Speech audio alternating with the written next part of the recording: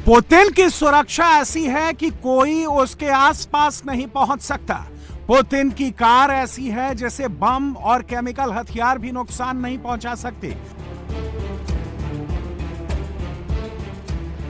Putin का plane इतना advance है जिसे कोई मिसाइल भी तबाह नहीं कर सकती। पुतिन के खाने से पहले उनका खाना लैब में टेस्ट होता है। पुतिन का वेस्ट मटेरियल तक सील्ड बैग करके मॉस्को भेजा जाता है।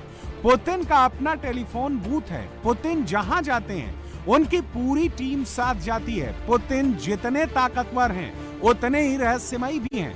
पुतिन जब दूसरे देश के दौरे पर जाते हैं तो उनकी सुरक्षा टीम पहले ही वहां पहुंच जाती है। पुतिन के आने से पहले 50 रूसी अधिकारी भारत पहुंच चुके हैं। पुतिन की सुरक्षा की जिम्मेदारी प्रेसिडेंशियल सिक्योरिटी सर्विस के पास रहती है। पुतिन के आने से पहले एसबीपी उस देश के क्राइम रेट, आतंकवाद, प्रोटेस्ट और धार्मिक एक्टिविटीज की स्टडी करती है। पुतिन की यात्रा से पहले एडवांस सिक्योरिटी टीम भेजी जाती है। वो उस होटल की जांच करती है जहां पुतिन को रुकना होता है। इस टीम में रूस के फेडरल सिक्योरिटी सर्विस और फॉरेन इंटेलिजेंस सर्विस के मेंबर होते हैं। पुतिन के पहुंचने से पहले ही कमरे से खाने पीने के सामान, साबुन, शैम्पू हटा दिया जाता है। इसकी जगह रूस से लाया गया सामान रखा जाता है। पुतिन मोबाइल का इस्तेमाल नहीं करते। उनकी बातचीत को सुरक्षित बनाने के लिए टीम कमरे में ही एक टेलीफोन बूथ इंस्टॉल करती है।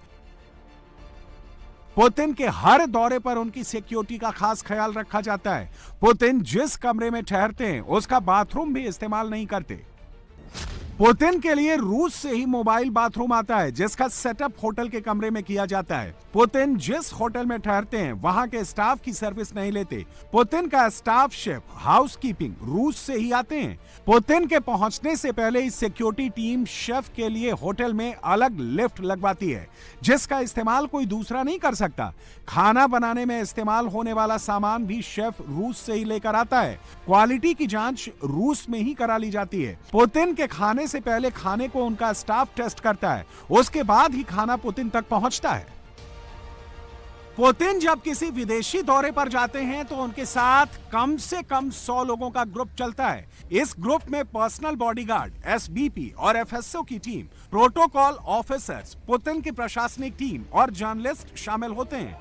पुतिन के साथ जाने वाले बॉडीगार्ड्स को 2 हफ्तों के लिए क्वारंटीन रहना पड़ता है। पुतिन जब विदेशी दौरे के लिए निकलते हैं तो अपनी खास ऑरस सेनेट गाड़ी में बैठकर वनुकोवो इंटरनेशनल एयरपोर्ट के लिए रवाना होते हैं। पुतिन जिस प्लेन में सफर करते हैं वो प्लेन भी बेहद खास होता है। Putin evolution IL-96 300 PU aircraft से ट्रेवल करते हैं। पुतिन के प्लेन के बैकअप के तौर पर 1 से 2 प्लेन भी उड़ते हैं। अगर पुतिन के प्लेन में कोई टेक्निकल दिक्कत आ जाए तो पुतिन बैकअप प्लेन से वापस लौट सकते हैं। उनके प्लेन की मरम्मत किसी भी दूसरे देश में नहीं की जाती। पुतिन प्लेन में बैठकर भी न्यूक्लियर अटैक का आदेश दे सकते हैं। पुतिन के प्लेन को खास तौर पर कस्टमाइज किया गया है। हवाई यात्रा के दौरान ये प्लेन उनका ऑफिस होता है। इसमें एडवांस कम्युनिकेशन सिस्टम लगा है। इसके एडवांस सिक्योरिटी फीचर्स मिसाइल हमलों को भी बेअसर कर सकते हैं।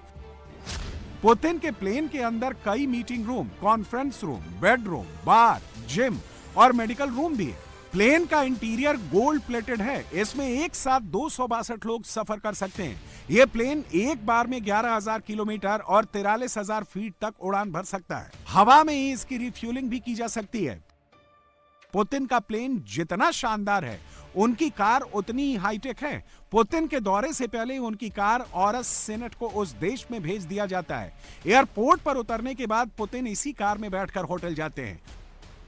पुतिन की कार के सेफ्टी फीचर्स को सीक्रेट ही रखा गया है। ऑरस सीनेट कार में 6 सेंटीमीटर मोटे कांच लगे हुए हैं। यह गाड़ी गोलियों और ग्रेनेड के साथ केमिकल अटैक भी झेल सकती है। इस कार के भीतर ही इमरजेंसी ऑक्सीजन सप्लाई सिस्टम भी लगा है।